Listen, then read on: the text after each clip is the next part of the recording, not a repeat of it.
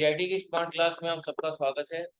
और अकाउंटिंग इस क्लास में हम देख रहे हैं कंपाउंड जर्नल एंट्री, जहां आपको मैंने बताया परचेस से रिलेटेड, पेमेंट से रिलेटेड, सेल्स से रिलेटेड, और आज है रिसिप्ट की बात। किसकी? रिसिप्ट की। तो मैंने जैसे कहा था कि परचेज में सिर्फ परचेज ही डेबिट होता है, बाकी सारे क्रेडिट। वैसे ही पेमेंट में भी सिर्फ पाने वाला ही डेबिट होता है, जो रिसीवर है। जो पाने वाला है सिर्फ वही क्या होगा? डेबिट होगा, बाकी सारे मतलब क्रेडिट की संख्या इसमें ज्यादा होती है, बहुत सारे क्रेडिट है। क्रेडिट क्रेडिट क्रेडिट, समझ रहे हैं ना? लेकिन अगर वही बात सेल्स की करते हैं तो सिर्फ सेल्स क्रेडिट होता है। सेल्स क्या होता है? क्रेडिट होता है, बाकी सारे डेबिट। मतलब डेबिट, इस सेल्स के मामले में बस एक ही क्रेडिट होता है, बाकी डेबिट की संख्या ज्यादा होती है। ऐसे ही अगर पेमेंट रिसीव कर रहे हैं, पेमेंट रिसीव कर रहे हैं आप, तो कोई देने वाला होगा आपको ना। यानी जो गिवर है, एंड टू गिवर, यानी देने वाला बस क्रेडिट होगा, बाकी सारे डेबिट होंगे, यानी डेबिट की संख्या सब ज्यादा होगी। अब ये याद रखिए, सेल्स रिसीव किसे करता है? किसी को रिलेट करता है? सेल्स पेमेंट रिसिप्ट से को रिलेट करता है। किसे? पेमेंट रिसिप्ट से। और परचेज किसे रिलेट करता है? पेमेंट से। यानी कि परचेज रिलेट करता है किससे? पेमेंट से। और सेल्स को रिलेट करता है किससे? रिसिप्ट से। किससे? रिसिप्ट से। अब आप खुद सोच लीजिए कि अगर आप पेमेंट कर रहे हैं किसी को, तो पाने वाला होगा यानी रिसीवर होगा डेबिट, बाकी सारी क्रेडिट। अगर आप रिसिप्ट कर रहे हैं तो आपको कोई देने वाला होगा क्रेडिट, बाकी सारे डेबिट। यही कॉन्सेप्ट है। परचेज में सिर्फ परचेज डेबिट, पेमेंट में सिर्फ पाने वाला डेबिट, बाकी सारे क्रेडिट। वैसे सेल्स में सेल्स क्रेडिट, बाकी सारे डेबिट। और रिसिप्ट में भी सिर्फ देने वाला क्रेडिट, बाकी सारे डेबिट। देखिए, सेल्स और रिसिप्ट दोनों एक दूसरे से एक जैसे हैं, इसलिए इन दोनों में बस एक क्रेडिट है, सेल्स क्रेडिट है, और देने वाला क्रेडिट है। देखिए, एक ही, बाकी सारे डेबिट है। वैसे परचेज में सिर्फ परचेज डेबिट है और पाने वाला डेबिट है, बाकी सारे क्रेडिट है। यही दिमाग लगाने का तरीका होता है, ऐसे सारे क्वेश्चन आप क्या कर गए, कर पाएंगे। ठीक है, तो चलिए, अब हम कल देखे थे परचेज, पेमेंट, रिसिप्ट, क्या बोलते हैं, सेल्स हुआ था। और आज रिसिप्ट की बात होगी। कैसे रिसिप्ट होगा, क्वेश्चन सामने देखिएगा।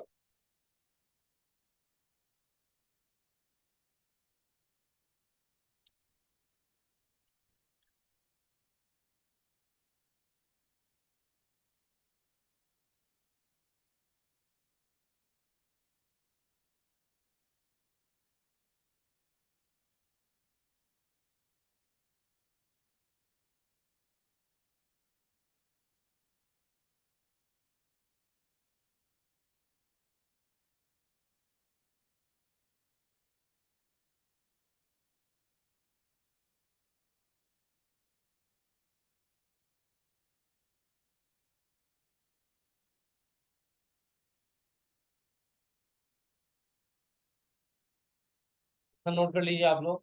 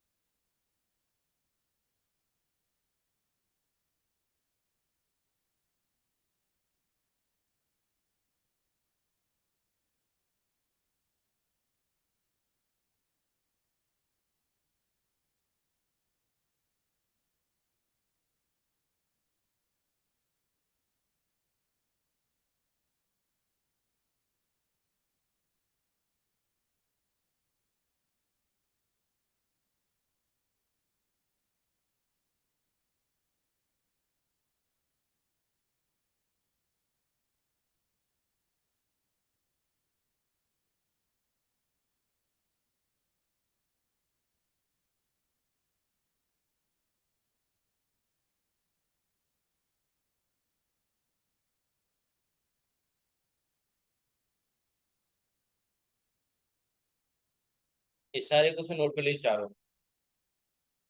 चलिए अभी लिखना बंद कर दीजिए, सब सामने देखिए। क्वेश्चन कैसे करना है, बहुत आसान सा तरीका है। ये देखिए यहाँ रिसीव्ड हो रहा है, पेमेंट की बात इसमें भी गई है, लेकिन यहाँ पेमेंट जो है रिसीव हो रहा है। मतलब आप किसी को करेंगे पेमेंट देंगे और किसी से रिसीव भी करेंगे। ठीक है, अगर आप रिसीव कर रहे हैं तो कोई तो देने वाला होगा। फ्रॉम का मतलब क्या होता है, देने वाला। और देने वाला तो महान है, महान को क्रेडिट करते हैं, प्लस करते हैं। तो देने वाला कौन है, आरके ट्रेडर्स, यानी बना दिया टू आरके, टू आरके बन गया।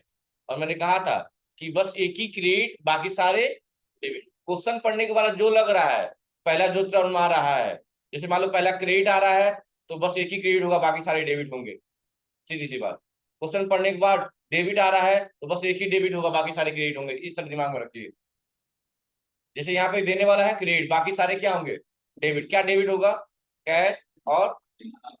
अच्छा, डिस्काउंट यहाँ रिसिप्ट होगा कि अलाउ होगा, रिसिप्ट हो जाएगा। पैसा भी पा रहे हो, डिस्काउंट भी पा रहे हो।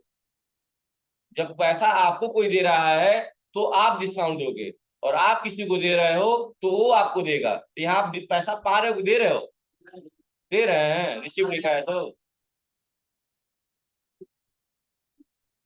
डिस्काउंट हम देंगे। डिस्काउंट हम देंगे तो डिस्काउंट रिसिप्ट होगा कि अलाउ होगा, अलाउ होगा। यानी बनेगा कैश और बनेगा डिस्काउंट अलाउ। और दोनों ही, डिस्काउंट देना भी माइनस है प्लस है, माइनस है, माइनस मतलब डेबिट। और कैश भी डेबिट हो जाएगा। अब अमाउंट लिख दीजिए, कैश है 20,000 और डिस्काउंट है 2,000। दोनों डेबिट का बैलेंस कितना हो गया, 22। तो क्रेडिट का भी कितना होना चाहिए, 22,000। नोट कर लीजिए, और नोट करके अगला क्वेश्चन भी करिए खुद से। अगला क्वेश्चन क्या है, सेम वही है, बस यही है कि यहाँ कैश का जिक्र नहीं किया गया है। तो अभी भी वही रिसीव्ड हो रहा है पेमेंट, किसके द्वारा, आरके के, यानी to R K.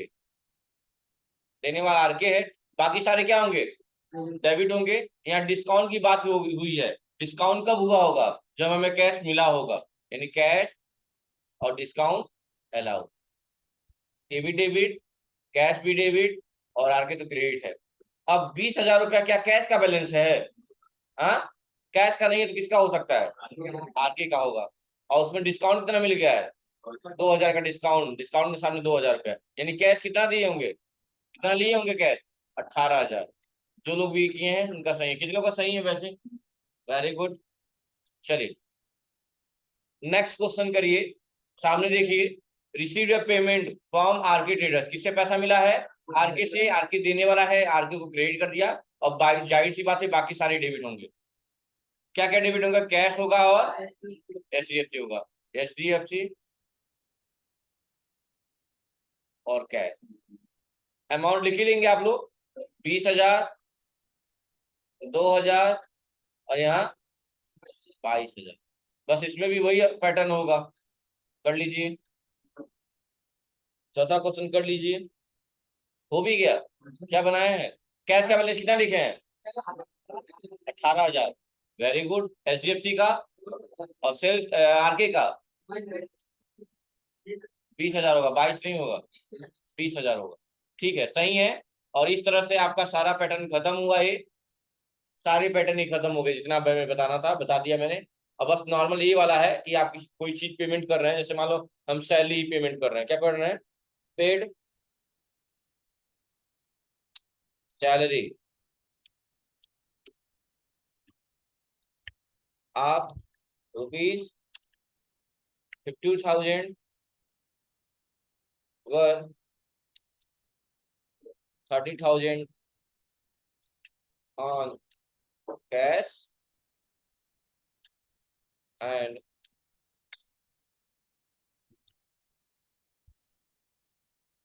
and 30,000 through SBI से। ये तो क्वेश्चन बहुत आसान हो गया, कि पेमेंट किया गया है सैलरी, और बता भी दिया है कितना पेमेंट किया गया सैलरी का, 50,000। और कितना किससे किया गया ये बता दिया गया, क्वेश्चन बहुत आसान हो गया। सैलरी दिया गया है 50,000, इसमें 30,000 कैश है और 20,000 SBI से। सैलरी देना इनकम एक एक्सपेंस है, सैलरी को क्या कर देंगे, डेबिट। और जब एक डेबिट होगा तो बाकी सारे क्या होंगे, हाँ बस। क्रेडिट क्या होगा, टू कैश टू SBI। और सबका बैलेंस लिखा ही हुआ है, SBI का 20,000 है, यानी 20 के, कैश का 30 के, और सैलरी का 50,000। ठीक है, कोई दिक्कत नहीं है ना, समझ में आ गई बात ना। ठीक है, ऐसे रिसिप्ट होगा, सैलरी रिसीव होगी तो उल्टा बन जाएगा। ये याद के क्वेश्चन पढ़ते पहला जो मिल जा रहा है क्रेडिट या डेबिट, मतलब डेबिट मिल गया तो बस वही डेबिट होगा, बाकी सारे क्रेडिट ही होंगे, दिमाग में रख लीजिए। ठीक है, पहला क्वेश्चन पढ़ते जो क्रेडिट डेबिट मिल गया, बाकी उसके अपोजिट ही होंगे, सीधी सी बात। ठीक है, और कभी कभी ये भी दे सकता है कि 50,000 ना देके यहाँ नहीं लिखता, लिख देता है यहाँ पे 50,000, हट जाओगे 50,000 वेयर, क्यों लिखता नहीं देता, वेयर RS 20,000 थ्रू चेक, यानी इसमें भी कैश की बात आती, अभी भी कैश की बात आती। कितना अमाउंट, 30,000, या ये 50,000 नहीं लिखता, Ctrl Z,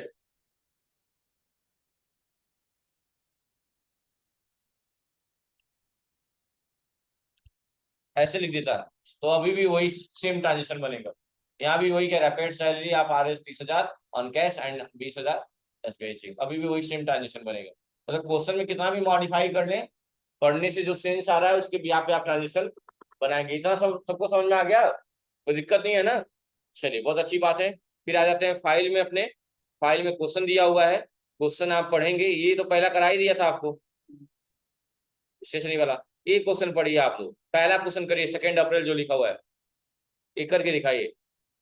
बैंक का स्पेलिंग गलत दिया हुआ है यहाँ पे, ICICI बैंक होगा। ठीक है, अब सही है, आप लोग मॉडिफाई भी कर लीजिएगा। और पहला क्वेश्चन सब लोग कॉपी में करके दिखाइए, ये वाला। चलिए स्टार्ट करिए। आसान है। ये क्या किया गया है, इन्वेस्ट किया गया है, किसके द्वारा, यानी कि बिजनेस स्टार्ट होने की बात हो रही है। अब बिजनेस स्टार्ट होने की बात होती है तो सिर्फ कैश और कैपिटल की बात होती है, ये भी बात सही है। अब चूंकि यहाँ पे कैश का जिक्र नहीं किया गया है, यहाँ पे किसका जिक्र किया गया है, बैंक का, इसलिए कैश की जगह कौन ले लेगा, ICICI बैंक। और कैपिटल तो हमेशा क्रेडिट होता है ना, तो जब ये क्रेडिट हो गया तो ICI क्या होगा, डेबिट हो गया ट्रांजेक्शन खत्म। यहाँ देखिए, किस बैंक का चेक लगाया गया है, लेकिन चेक डिपॉजिट कहाँ हुआ है, यानी किस बैंक पे इफेक्ट पड़ेगा, इसीलिए ICI बनाया है, SBI नहीं बनाया है। क्योंकि ये बात मैं पहले भी बताया हूं कि किस बैंक का चेक है ये मैटर नहीं करता है, किस बैंक में जाके डिपॉजिट हो रहा है, फंस रहा है, ये मैटर करता है। यानी ये क्वेश्चन में हवा टाइप हो गई आप लोग की। हाँ ठीक, चलिए अगला क्वेश्चन करिए, सेकंड वाला। हाँ, अमाउंट गलत आ रहा है, खड़े होकर सही से बोलो, साफ साफ। हाँ, क्या कह रहे हो, कहाँ पे, पहले वाले में 1 ही लाख रुपया है, 6 लाख भाई, तो चेक नंबर है गधा, चेक नंबर है, इससे थोड़ी इस पे ध्यान ही मत दो। ये तो कंपनी में जब काम करेंगे चेक नंबर भरा जाता है। 6 ही लाख रुपए हुए हैं, 6 लाख से बिजनेस स्टार्ट हुआ है, बात खत्म हो गई। जब भी ऑनलाइन इन्वेस्ट करेगा तो कैपिटल इन्वेस्ट कर रहा है, कैपिटल की बात आ जाएगी। ठीक है, अगला क्वेश्चन करिए।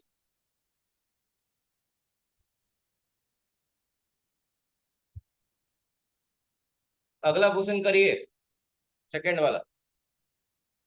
हो, हो गया, बहुत टाइम ले रहे हैं आप लोग। कितने लोग कहोगे, हाथ उठाइए। क्या बनाइए ज्योति, पहला अकाउंट क्या बनाइए, पहला अकाउंट क्या मशीनरी का बनेगा, परचेज का बनेगा, बहुत बढ़िया। क्योंकि पर्ची के साथ मशीनरी का नाम जुड़ गया है, इसलिए परचेज का नहीं, मशीनरी का बनाएंगे। यानी एक डेबिट मिल गया, बाकी क्रेडिट होंगे। अच्छा, किससे खरीदा गया है, सैम से, कितने का, 1 लाख का। क्या उधार लगाया गया है कि पेमेंट कर दिया गया है, किसके द्वारा पेमेंट किया गया है, चेक, यानी किस बैंक की बात हुई है, यानी कि machinery debit to to ICICI bank, है ना, बस ठीक है, सही है। अगला क्वेश्चन करिए, सेकंड वाला।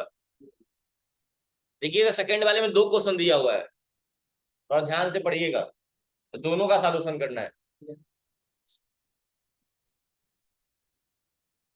4 अप्रैल में 2 क्वेश्चन दिए हुए हैं, दोनों करना है। तो पहला अकाउंट क्या बनेगा? फर्नीचर का बनेगा। क्यों? क्योंकि परचेज के साथ फर्नीचर का नाम जुड़ गया है। और दूसरा डेबिट होगा क्रेडिट होगा? डेबिट होगा। बहुत बढ़िया। क्रेडिट कौन होगा? ICICI bank. ठीक है, आईसीआईसीआई बैंक होगा, क्योंकि यहाँ पेमेंट कर दिया गया, उधार नहीं है। उधार रहता तो केपीएन का नाम आता। केपीएन फर्नीचर क्या है? एक पार्टी का नाम, केपीएन फर्नीचर, उनके वहां फर्नीचर की चीजें बिकती है इसलिए। दूसरा क्वेश्चन में पहला क्या बनेगा? परचेज। और दूसरा क्या बनेगा? लक्ष्मी ट्रेडर बनेगा। क्यों? क्योंकि उधार हो रहा है कि नगद हो रहा है? उधार हो रहा है। बहुत बढ़िया, सही है। अगला सेल्स वाला करके दिखाइए आप लोग।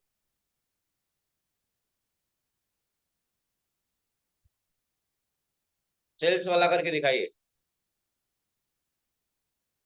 जल्दी से बोल दीजिए, सोचना ही नहीं है। क्वेश्चन पढ़ते ही आंसर मिल जाएगा।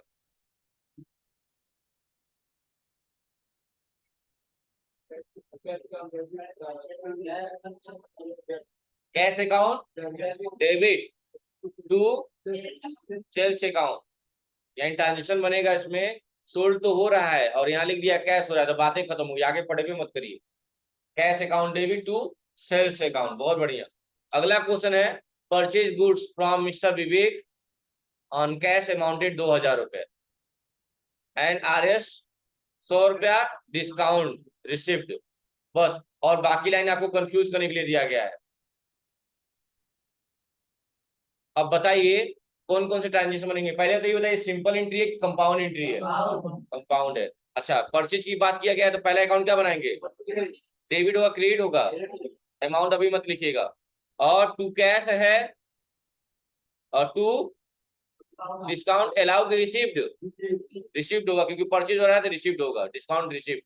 डिस्काउंट रिसिप्ट कितने का हुआ है? 100 रुपए का। कैश कितना दिए हैं? 2000 रुपया। परचेज कितने का होगा? 1900। कौन 1900 बोला है? 2100 रुपये। आगे बैठ के बोल रहे, माउस चला के मार दूंगा, मैं बता दे रहा हूँ। 2100 रुपये। मैंने क्या बोला था, कभी डाउट नहीं होना है अमाउंट को लेके। देखिए पहले किसका किसका बैलेंस आ गया, पहले ये सोचिए। दोनों क्रेडिट का ही बैलेंस आया है, क्या इसकी बातें जोड़ के लिखना पड़ेगा? घटाते तो जब एक डेबिट और एक क्रेडिट का था तो घटा के, जब एक ही आ गया, सिर्फ डेबिट का ही आ गया है या सिर्फ डेबिट क्रेडिट का ही आ गया, तब जोड़ के लिख दिया जाता है। ठीक है, दिमाग में रखिएगा ये बात। तो कितना आया है? 2100 रुपए। फिर वही बात देखिए, यहाँ रिपीट कर दिया है, mister Vivek for the good purchase on cash 2000 रुपए। यहाँ पे भी तो ही लिखा हुआ है, इसी बात को रिपीट कर दिया गया ताकि आप कंफ्यूज हो जाए। ठीक है, क्या अकाउंट बनाया इसका?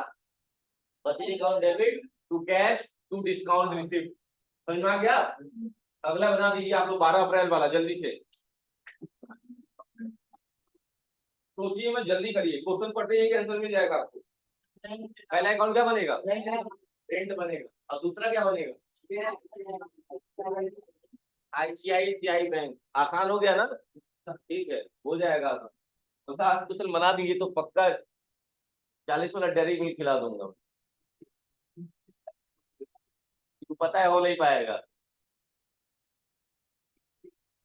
तो ऑफर देने में क्या जाता है। चलिए,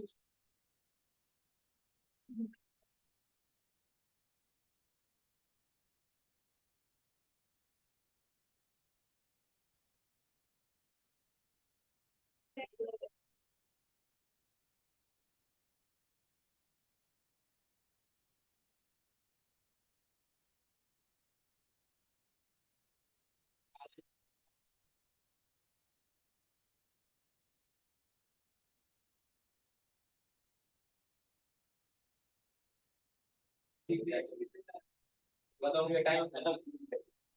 अब मैं बता रहा हूँ, टाइम अप हो गया। अब समझिएगा थोड़ा ध्यान से क्वेश्चन को। तो मैंने एक दिन पढ़ाया था आपको कि डेप्रिसिएशन का मतलब होता है कि किसी भी संपत्ति के मूल्यों में दिन प्रतिदिन अगर कमी आती है तो उसे हम डेप्रिसिएशन कहा जाता है।